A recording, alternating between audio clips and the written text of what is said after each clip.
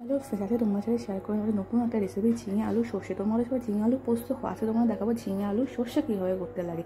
প্রথমে কড়াইটা গরম করে তেল দিয়ে দিলাম, তেলটা গরম হয়ে গেলে এর মধ্যে দিয়ে দিলাম ফোড়ন হিসেবে কালো জিরে। এবার আগের থেকে কেটে রাখা ঝিঙে আলুটাকে আমরা দিয়ে দেবো, আর দিয়ে দেবো পরিমাণ মতো একটু নুন।